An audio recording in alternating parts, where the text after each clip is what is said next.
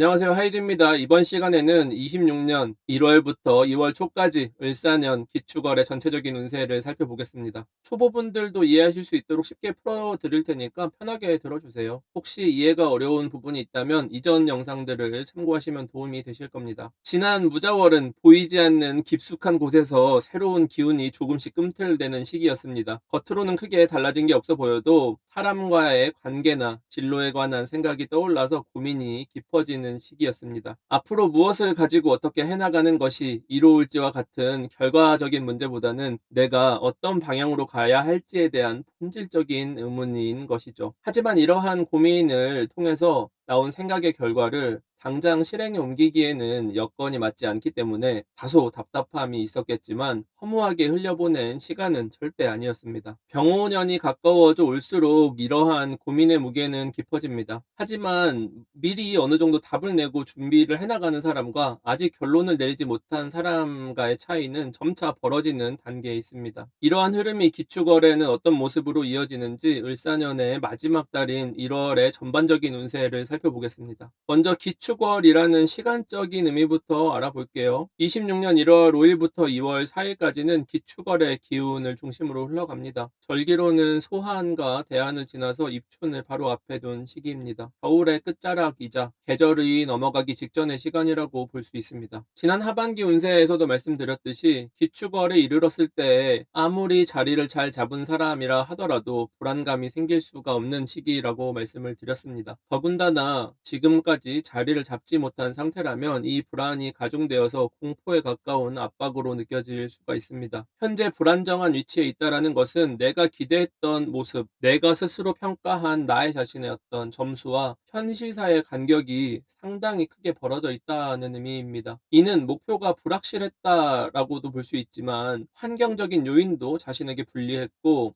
내가 감당할 수 있는 범위를 넘어선 일들을 목표했기 때문입니다. 그래서 이번 달에 바로잡아야 할 것이 단순하게 나의 어떤 업무 처리 방식 같은 어떤 태도의 문제가 아니라 지금까지 이뤄온 경력과 경험을 포함해서 검토를 해보셔야 하고 그것까지 고려했을 때 나 자신을 만약에 개편을 해야 한다라고 하면 모든 것을 내려놓고 원점에서 다시 시작할 각오까지도 고려해 봐야 되는 시점인 것입니다. 그 정도로 중요해요. 이번 달마저 아무런 정리 없이 무질서하게 흘러간다면 병오년부터는 선택지가 을사년과는 비교가 되지 않을 정도로 훨씬 줄어들기 때문입니다. 이제 기축월이 함의하는 의미들을 조금 더 해체해서 깊게 살펴보겠습니다. 축토의 지장간에는 개수와 신금, 기토가 존재를 하죠. 축중 개수라는 것은 해자축으로 이어지는 겨울이 마무리 단계에 들어섰다라는 의미인 거고 축중 신금이라는 것은 사유축이라는 운동이 마무리되는 것이죠. 이것은 그동안 쌓아온 성과와 경력이 마무리되어서 자리를 잡고 넘어간다라는 의미가 됩니다. 그리고 축중의 기토라는 것은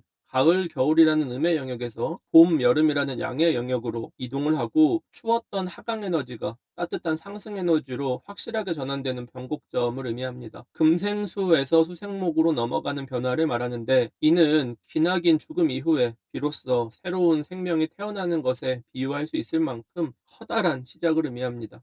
이러한 축월에 지장간의 기토가 투간이 되어서 기축월로서 한 해의 마무리로 등장한다라는 것의 의미는 우리가 을사년 동안 어쩌면 그 전부터 쌓아온 모든 경험과 결과를 정리해서 평가하고 그 이후에 다음 단계로 넘어간다라는 의미입니다. 한 해 동안 우리는 각자의 목표에 따라 나름대로 최선을 다해 왔습니다. 그 결과는 누군가에게는 의미 있는 경험으로 남아서 일정 부분의 경력이 되었을 것이고 누군가에게는 기대에 못 미치는 성과자로서 어떻게 보면 낙인이 찍히게 된 것일 수도 있습니다. 서로 극명하게 다른 모습이지만 을사년의 경험이라는 측면에서 하나의 우리가 짚고 넘어가야 할 공통점은 성과를 냈던 못 냈던 이제까지 더 이상 같은 방식으로는 앞으로 싸워갈 수는 없다라는 것입니다. 아무리 좋은 결과를 냈다고 하더라도 기존과 같은 방식에 머물러서는 병오년에 동일한 수준의 성장을 이뤄내기는 어렵습니다. 새로운 방법이 필요한 거죠. 기축월이기 때문에 완전히 마무리되어서 봉인된 것과 같은 겁니다. 그래서 이제는 새로운 모멘텀이 필요한 시점이고 모두가 그러한 것을 기다리고 있다. 그것이 고평가가 되는 시점이다라는 겁니다. 그러면은 이제까지 하던 방식대로 해야 할까? 새로운 방식을 도모를 해야 될까? 이번 달에 을사년의 성공과 실패를 모두 돌아보면서 앞으로 살아갈 세상에서 대해서 내가 당장 내년에 어떤 새로운 임팩트를 남길 수 있을지를 고민을 해야 됩니다. 그럼 이러한 기축월의 의미를 더해서 사회적인 모습과 개개인의 어떤 내면 심리를 들여다보겠습니다. 기축월에는 기존에 살아있던 을목이 더 이상 실체로 남아있지 않습니다. 을목이 꽃이었다면 썩어 들어간 꽃잎이 된 것이고 형체가 남아있지 않는 거죠.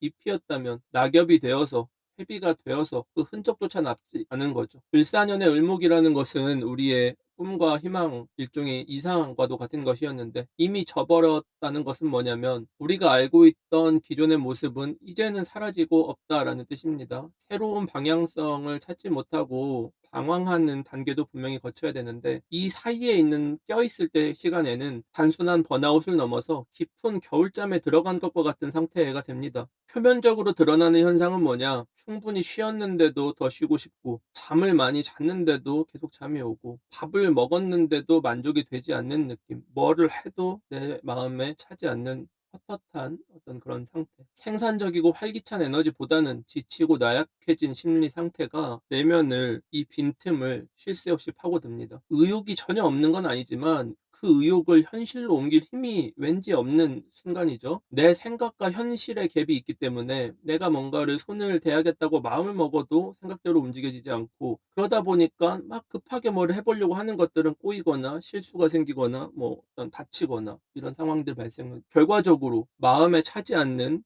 어떤 기대했던 결과는 나오지 않는다. 이처럼 우리는 일사년 동안 현실적으로 불가능한 어떤 벽들을 인지하게 됐습니다. 그래서 기축어를 통해서 우리가 어떤 관점을 바꿔볼 필요가 있어요. 우리가 부딪힌 어떤 벽들에 대해서 이걸 단순히 뭐 싸워야 될 대상이라든지 경쟁 상대로 보기보다는 내가 어디서부터 빈틈을 보여서 내 주도권이 넘어가서 내가 지금 이렇게 끌려다니는지에 대한 생각들을 해봐야 합니다.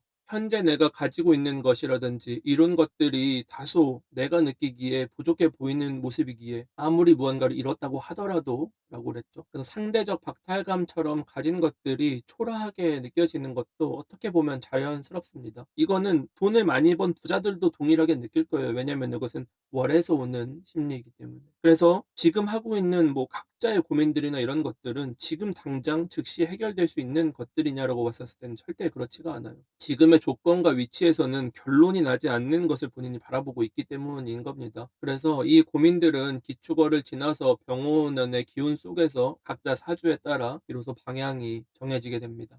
하지만 현재는 컨디션이 많이 떨어져 있는 상태죠. 지금 현 시점을 놓고 보면은. 지치면 회복할 시간이 필요한데, 아까 말씀드렸던 것처럼 쉬어도 기축월에는 생각처럼 무언가 회복이 진행이 되지가 않습니다. 특히 목이나 화기운이 강한 분들 같은 경우는 내가 조금 뭔가를 해보려고 하면 주변에서 계속 다른 일을 만들고, 나를 계속 찾고, 가만히 두지 않고 쉬지 못하게 만듭니다. 소모적인 일들에서 벗어나야 내면을 들여다볼 수가 있을 텐데 조금의 여유도 허락하지 않는 모습으로 나타나죠. 반대로 금과 수의 기운이 강한 분들 같은 경우는 의욕이 내가 이것을 하고 싶은 것들은 있지만 환경이 완전히 답답한 형상이기 때문에 하고 싶은 것을 입도 뻥끗할 수 없다. 마음껏 실행하지 못하는 어떤 답답함 속에서 보내야 되는 시간입니다. 누가 좀 더 오래 걸리냐? 금수가 조금 더 시간이 필요하죠. 이번 달에 발생하는 문제들을 테마별로 간단하게 보겠습니다. 주변에서 자꾸 나를 휘두르려고 하거나 이랬다가 저랬다가 하는 상황들이 반복될 수가 있는데 그때는 내 기준이 무엇인지 분명하게 정의를 해야 한다라는 것입니다. 무리해서 뭐 그런 것들에 일일이 부딪히라는 게 아니라 흔들리지 않는 자신의 주관을 가지고 판단을 해야 된다. 주변에서 이랬다가 저랬다가를 바꿀 수는 없기 때문에 자신이 휘둘리지 않으려면 내 기준이 있어야 된다라는 거죠. 인간 관계적인 측면을 보면 새로운 관계는 형성되기는 조금 어려움이 있습니다. 다만 기존의 관계들은 훨씬 더 깊어질 수 있는 일들도 생기고 반면에 완전히 연을 끊는 정도로 멀어지는 양극단의 모습으로 나타나게 됩니다. 인연이 서로 교차한다라고 할까요? 실제로 교차하진 않겠지만 멀게만 느껴졌던 사람이 어떠한 계기로 속마음과 비밀을 공유할 수 있는 사이가 되는 모습 같은 겁니다. 반면에 기존에 가깝다고 느꼈었던 관계가 이상한 기류가 느껴진다. 이제는 내 삶에 그렇게까지 필요하지 않는 것처럼 느껴진다. 향후 미래에 그 사람의 자리가 없는 것처럼 느껴진다. 그래서 자연스럽게 관계의 깊이가 옅어지고 연락의 필요성도 덜해지게 되죠. 그래서 이렇게 교차하게 되는 것처럼 마치 빈자리가 생기면 다른 빈자리가 자연스럽게 차는 것 같은 모습입니다. 만약에 가깝던 사람이 멀어졌다면 그건 한 사람이 일방적으로 이해하고 감당했던 것들을 더 이상 버틸 수 없다고 판단했기 때문입니다. 이번 달에 관계를 잘 유지해 나가려면 이성과 논리로 대립하기보다는 정서적으로 서로를 이해하려는 노력을 하셔야 되는데 그걸 할 가치가 없다라고 판단이 되는 사람들은 정리가 된다라는 거예요. 이게 내면 심리입니다. 세상에 귀인이 따로 있는 게 아니죠. 항상 여러분들이 뭐 귀인을 찾고 멘토를 찾고 하는데 나를 방해한다고 느껴지는 사람, 잔소리한다고 느껴지는 사람들을 곧바로 우리가 뭐 맞지 않는다, 악연으로 규정을 해서는 안 됩니다. 특히 기축월에 내 의견과 대립하거나 막는 것처럼 느껴지는 조언들이 있어요. 뾰족한 조언들 같은 것들이 있고 어떻게 보면은 아픈 얘기일 수도 있는데 그것은 오히려 나를 걱정하고 아끼기 때문에 나오는 말일 가능성이 높습니다. 미워해서 나오는 말이 아니에요. 그래서 내 어떤 기분, 내 어떤 가치관 같은 걸 고집하면서 조금 불편한 일들로 관계를 잘라내기 시작하면 결국 함께할 사람이 아무도 남지 않게 되죠. 병원연애는 제가 항상 손잡고 갈 짝꿍이 있어야 된다고 했는데 혼자 나간다는 어떤 위기 상황이 발생하겠죠. 연애적인 측면도 비슷한 흐름입니다. 살면서 겉으로는 괜찮아 보이지만 지내다 보면 왠지 모르게 불편한 사람들이 있죠. 우리가 딱 봤었을 때는 뭐 굉장히 괜찮았는데 좀 지내다 보면은 왠지 모르게 나랑 좀 맞지 않고 거슬리는 것 같은 그런 느낌. 이번 달에는 자신의 주장과 개성을 숨기기가 어려워요. 그래서 막 적극적으로 드러낸다까지는 아니지만 드러납니다. 서서히. 그래서 처음에 어떤 매력들이나 어떤 눈속임 같은 걸로 가려져서 그런 것들에 시선이 간다고 하더라도 금세 식어버릴 여지가 높죠. 오래 가기가 상당히 어렵습니다. 그리고 이번 달 연애 감정이라는 게 양방향으로 흐르기가 쉽지 않습니다. 한 사람이 일방적으로 마음을 품고 움직일 여지가 크기 때문에 조급하게 뭔가를 시도하기보다는 시간을 길게 두셔야 돼요. 그리고 부부 사이 같은 경우는 희생으로 유지되는 겁니다. 그래서 평소보다 많은 이해와 케어를 서로 간에 하셔야 돼요. 이번 달의 관계에 있어서는 서로 간에 진솔한 대화를 하셔야 됩니다. 그 어느 때보다 완전히 진실된 어떤 속마음이라든지 이런 부분들에 대해서 어떤 이성적인 계산과 판단이 아니라 정서적으로 서로의 입장을 이해하는다는 어떤 제스처를 반드시 보여주셔야 타협점이 생깁니다. 이해라는 것은 결국은 오행적으로는 화로 하는 게 이해죠. 내가 머리로 이해를 해야 되니까. 사주에서 목생화가 이루어지지 않아서 병화가 튼튼하지 못한 분들은 이해를 못하죠. 소통의 오류가 생기는 걸 의미합니다. 내가 말하는 것을 너는 왜 이해하지 못하냐, 이런 현상들이 발생을 해요. 서로 완전히 다른 언어로 대화하는 것과 같으니까 화가 너무 없는 분들은 내가 이거를 막 소통하고 이해하려고 하면 할수록 싸우는 것 같은 상황들이 될 수가 있겠죠.